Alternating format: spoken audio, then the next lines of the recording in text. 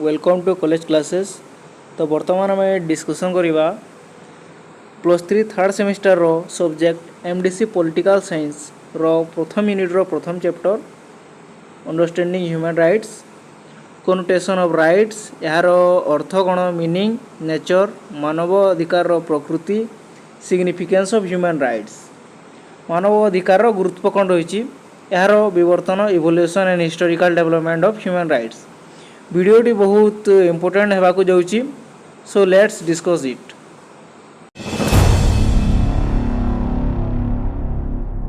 प्रथम चैप्टर रही मानव अधिकार अर्थ प्रकृति और गुरुत्व। यह सेमेस्टर एग्जाम रे पढ़वार चांस रही। यह गोटे लॉन्ग क्वेश्चन हिसाब से पढ़ा। यार गोटे इंट्रोडक्शन रही परिचय। मानव अधिकार एक एमिति संकल्प जहाँ आज समस्त देशर नीति न्याय और राजनीतिर मुख्य आधार हो पड़ी। यही जो ह्यूमन राइट्स रही वर्तमान सबु देश लागू हो सारी।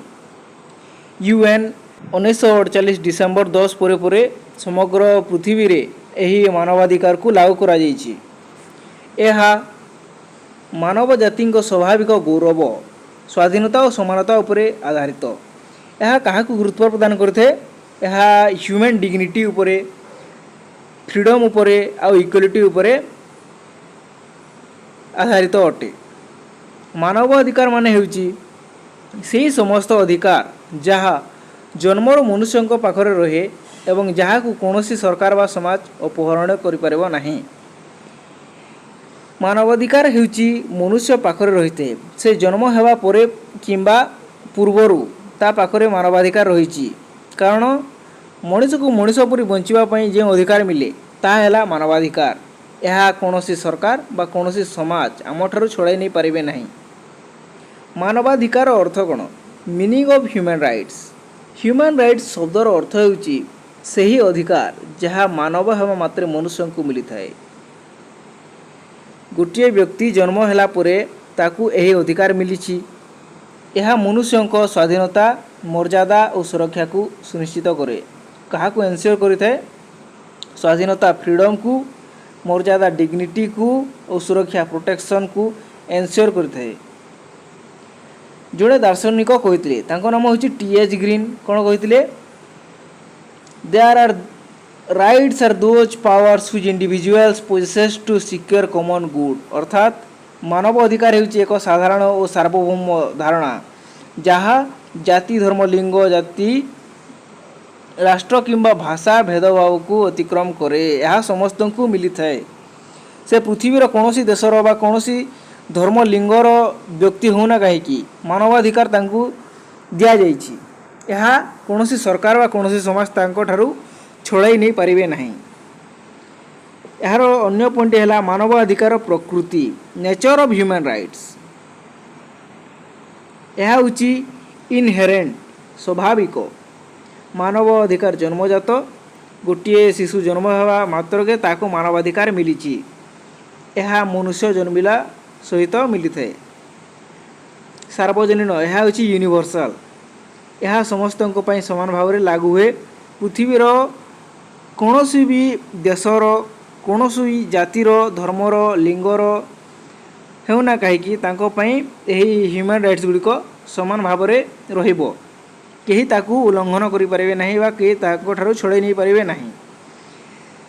केउ देशर केउ जातिर केउ धर्मर हेउ ताहार अधिकार एक अटे। यह हूँ इनएलिएनेबल अलंघनीय यह को किए लंघन करि पारिबे नहीं।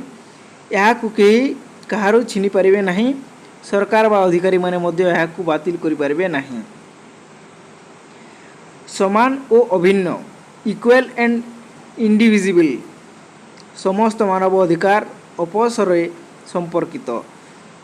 एक अधिकार निष्पादन अन्य अधिकार को सुबल करिथाए। हैला यह हूँ नैतिक और विधिमान मोराल एंड लीगल मानव अधिकार नीति और न्याय उभय दृष्टि गुरुत्वपूर्ण। समस्ते जानते मानव अधिकार नीति और न्याय केते आवश्यक। यह को विधि बा लॉ रे मध्य सुरक्षा कराई आमर मानवाधिकार को भारतीय संविधान रे मध्य रही। ମାନବ ଅଧିକାର ଗୁରୁତ୍ୱ କ'ଣ ରହିଛି ସିଗ୍ନିଫିକାନ୍ସ ଅଫ୍ ହ୍ୟୁମାନ୍ ରାଇଟ୍ସ ଏହା ମଧ୍ୟ ଗୋଟିଏ ଇମ୍ପୋର୍ଟାଣ୍ଟ ପଏଣ୍ଟ ଅଛି। ମନୁଷ୍ୟ ମର୍ଯ୍ୟାଦାର ସୁରକ୍ଷା କରିଥାଏ ଏହି ମାନବାଧିକାର। ଏହା ମନୁଷ୍ୟଙ୍କୁ ଅପମାନ ଶୋଷଣ ଓ ଅନ୍ୟାୟରୁ ମଧ୍ୟ ସୁରକ୍ଷା ଦେଇଥାଏ। ଗୋଟିଏ ବ୍ୟକ୍ତିଙ୍କୁ ହ୍ୟୁମାନ୍ ରାଇଟ୍ସ ମିଳିଛି, ତେଣୁ ତାଙ୍କୁ କେହି ଅପମାନ କରିପାରିବେ ନାହିଁ, ଶୋଷଣ କରିପାରିବେ ନାହିଁ ଓ ଅନ୍ୟାୟରୁ ଏହା ସୁରକ୍ଷା ମଧ୍ୟ ଦେଇଥାଏ। ଯଦି କୌଣସି ମଧ୍ୟ ଏହାଠାରୁ ଉଲ୍ଲଂଘନ ହୁଏ ତାହେଲେ ଆମେ ହ୍ୟୁମାନ୍ ରାଇଟ୍ସ ଅର୍ଗାନାଇଜେସନ୍ ବା କୌଣସି କାଉନସିଲ୍ ଉପରେ ଆମେ କମ୍ପ୍ଲେନ୍ ମଧ୍ୟ ଦେଇପାରିବା। ସମାନତା ଓ ନ୍ୟାୟ ସମସ୍ତଙ୍କ ପାଇଁ ଏକ ସମାନ ମାନଦଣ୍ଡ ସୃଷ୍ଟି କରେ ଯାହା ନ୍ୟାୟ ପ୍ରତିଷ୍ଠା କରିଥାଏ। ଶାନ୍ତି ଓ ସହଯୋଗ ମାନବ ଅଧିକାର ସମାନ ରାଷ୍ଟ୍ର ଓ ମନୁଷ୍ୟଙ୍କ ମଧ୍ୟରେ ଶାନ୍ତି ଓ ସହଯୋଗ ଆଣେ। ସମସ୍ତଙ୍କୁ ମାନବାଧିକାର ଦିଆଗଲେ ସମସ୍ତ ରାଷ୍ଟ୍ର ମଧ୍ୟରେ ସମାନ ରହିଥାଏ ଓ ମନୁଷ୍ୟମାନଙ୍କ ମଧ୍ୟରେ ଶାନ୍ତି ଓ ସହଯୋଗ ମଧ୍ୟ ଆସିଥାଏ। ବିକାଶ ଓ ସ୍ୱାଧୀନତା ଏହା ମନୁଷ୍ୟଙ୍କ ବ୍ୟକ୍ତିଗତ ଆର୍ଥିକ ଓ ସାମାଜିକ ବିକାଶ ପାଇଁ ଭିତ୍ତି ତିଆରି କରିଥାଏ। ଗୋଟିଏ ବ୍ୟକ୍ତିଙ୍କୁ ହ୍ୟୁମାନ୍ ରାଇଟ୍ସ ପ୍ରଦାନ କଲେ ସେ ତାଙ୍କ ଥଟ୍ ଗୁଡ଼ିକୁ ଏକ୍ସପ୍ରେସ୍ କରିପାରିବ, ନିଜର ବୃତ୍ତି କ'ଣ ଚାହୁଁଛନ୍ତି, ସେ ନିଜର ବିକାଶ କିପରି କରିପାରିବେ, ଏହିସବୁ ତାଙ୍କୁ ସ୍ୱାଧୀନତା ମିଳିଲେ ବ୍ୟକ୍ତିଗତ ଆର୍ଥିକ ଓ ସାମାଜିକ ବିକାଶ ମଧ୍ୟ କରିପାରିବେ ସେମାନଙ୍କୁ ହ୍ୟୁମାନ୍ ରାଇଟ୍ସ ମିଳିଲେ। ମାନବ ଅଧିକାର ବିକାଶ ଓ ଇତିହାସ evolution of historical development of human rights କିପରି ଭାବେ ଏହାର ବିବର୍ତ୍ତନ ଘଟିଛି ଓ ସମସ୍ତଙ୍କୁ ବର୍ତ୍ତମାନ ହ୍ୟୁମାନ୍ ରାଇଟ୍ସ ମିଳିଛି। ପ୍ରାଚୀନ ଯୁଗ ଏନ୍ସିଏଣ୍ଟ ପିରିୟଡ଼ରେ କ'ଣ ହୋଇଛି, ପ୍ରାଚୀନ ଭାରତର ଧର୍ମ ନ୍ୟାୟ ଅହିଂସା ଓ ସମାନତା ଭଳି ଧାରଣା ମାନବ ଅଧିକାର ଥିଲା। ଆମର ଯେଉଁ ପୁରାଣ ବୈଦିକ ସାହିତ୍ୟ ରହିଛି ସେଠାରେ ମଧ୍ୟ ଧର୍ମ ନ୍ୟାୟ ଅହିଂସା ଓ ସମାନତା ବୋଲି ଏହିସବୁ ଏଥିକ୍ସ ଗୁଡ଼ିକୁ ମଧ୍ୟ ସ୍ଥାନ ପ୍ରଦାନ କରାଯାଇଛି। ବେଦ ଉପନିଷଦରେ ମଧ୍ୟ ସମସ୍ତଙ୍କ ମନୁଷ୍ୟତା ଓ ନୀତିଗତ ଦାୟିତ୍ୱ ବିଷୟରେ ଉଲ୍ଲେଖ ମିଳେ। ଗୋଟିଏ ବ୍ୟକ୍ତିର କାର୍ଯ୍ୟ କ'ଣ ହେବାର କଥା, ଗୋଟିଏ ଛାତ୍ରର କର୍ତ୍ତବ୍ୟ କ'ଣ ହେବା ଆବଶ୍ୟକ, ଏହା ସବୁ ଲେଖାଯାଇଛି। ଅଶୋକଙ୍କ ଶିଳାଲେଖରେ ମଧ୍ୟ ମାନବ ସହିଷ୍ଣୁତା ଓ ନୀତିମାନ ଶାସନ ଉପରେ ଏହାର ଉଦାହରଣ ଅଟେ। ମଧ୍ୟଯୁଗକୁ ଦେଖିଦେବା, ମିଡିଏଭାଲ୍ ପିରିୟଡ଼। ଏହି ସମୟରେ ଧର୍ମ ଓ ରାଜଶାସନ ଅଧିକ ପ୍ରଭାବଶାଳୀ ଥିଲା। ଯଦିଓ ସ୍ୱାଧୀନତା ଅଧିକାର ସୀମିତ ଥିଲା, କିନ୍ତୁ ମାଗ୍ନା କାର୍ଟା 1215 ଇଂଲଣ୍ଡ ମାନବ ଅଧିକାର ଇତିହାସର ଏକ ମହତ୍ତ୍ୱପୂର୍ଣ୍ଣ ମୋଡ଼ ଥିଲା। ଏହା ରାଜାଙ୍କ ଶକ୍ତିକୁ ସୀମିତ କରି ନ୍ୟାୟ ଓ ସ୍ୱାଧୀନତାକୁ ସୁରକ୍ଷା ଦେଲା। ଏହି ଯେଉଁ ମାଗ୍ନା କାର୍ଟା ହୋଇଥିଲା, ଏହା 1 ମାର୍କ କ୍ୱେଶ୍ଚନ୍ ଆସିପାରେ। ଏହା ରାଜାମାନଙ୍କୁ ଯେଉଁ ଅଟୋକ୍ରେଟ୍ ଥିଲେ, ଡିକ୍ଟେଟର ଥିଲେ, ସେମାନଙ୍କୁ ତାଙ୍କ ଶକ୍ତିକୁ କ୍ଷୀଣ କରିଥିଲା। ଆଧୁନିକ ଯୁଗରେ କିପରି ମାନବାଧିକାରକୁ ଗୁରୁତ୍ୱ ପ୍ରଦାନ କରାଯାଇଥିଲା, 18ଶ ଶତାବ୍ଦୀରେ ମାନବ ଅଧିକାର ଧାରଣା ସଫଳ ରୂପେ ଉଦ୍ଭାବିତ ହେଲା। କ'ଣ ହୋଇଥିଲା, ଆମେରିକାନ୍ ଡିକ୍ଲାରେସନ୍ ଅଫ୍ ଇଣ୍ଡିପେଣ୍ଡେନ୍ସ 1776 ଓ ଏହା ମଧ୍ୟ 1 ମାର୍କ କ୍ୱେଶ୍ଚନ୍ ହୋଇପାରେ। ଅଲ୍ ମେନ୍ ଆର୍ କ୍ରିଏଟେଡ୍ ଇକ୍ୱାଲ୍ ଏହା ମଧ୍ୟ ମାନବାଧିକାରକୁ ସୂଚନା ପ୍ରଦାନ କରୁଛି।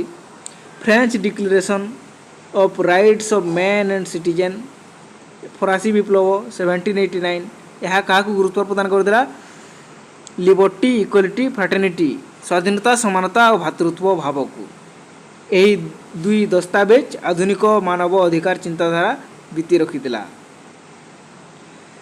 ଚତୁର୍ଥ ପଏଣ୍ଟଟି ହେଉଛି 4ମ ଶତାବ୍ଦୀ ଓ ସଂଯୁକ୍ତ ରାଷ୍ଟ୍ର ସଂଘ 20th century and ୟୁନାଇଟେଡ୍ ନେସନ୍ ମାନବ ଅଧିକାରକୁ ନେଇ ଏମାନେ କ'ଣ କହିଥିଲେ, ଦ୍ୱିତୀୟ ବିଶ୍ୱଯୁଦ୍ଧ ପରେ ହିଟଲର ହତ୍ୟାକାଣ୍ଡ ଓ ନିର୍ଦ୍ଦୟତା ଦେଖି ବିଶ୍ୱ ଜାଗିଲା।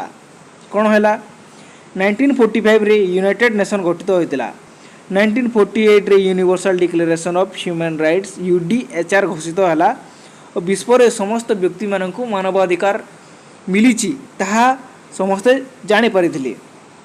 ଏହି ଘୋଷଣା 30ଟି ଅନୁଚ୍ଛେଦ ମଧ୍ୟରେ ସମସ୍ତ ମନୁଷ୍ୟଙ୍କ ଅଧିକାରକୁ ସୁରକ୍ଷା ଦେଲା, ଯଥା ଜୀବନର ଅଧିକାର, ରାଇଟ୍ ଟୁ ଲାଇଫ୍, ମତାମତ ସ୍ୱାଧୀନତା, ଶିକ୍ଷା ଅଧିକାର ଓ ଶୋଷଣରୁ ମୁକ୍ତି ଇତ୍ୟାଦି ହେଲା। ଏହା ସବୁ ହେଉଛି ମାନବାଧିକାର ଯାହା ଘୋଷଣା କରାଯାଇଥିଲା। ଭାରତରେ ମାନବ ଅଧିକାରର ବିକାଶ କିପରି ହେଲା, ଭାରତର ମାନବ ଅଧିକାରର ମୂଳ ଧାରଣା ପ୍ରାଚୀନ ଧର୍ମ ଓ ନୀତିର ଥିଲା।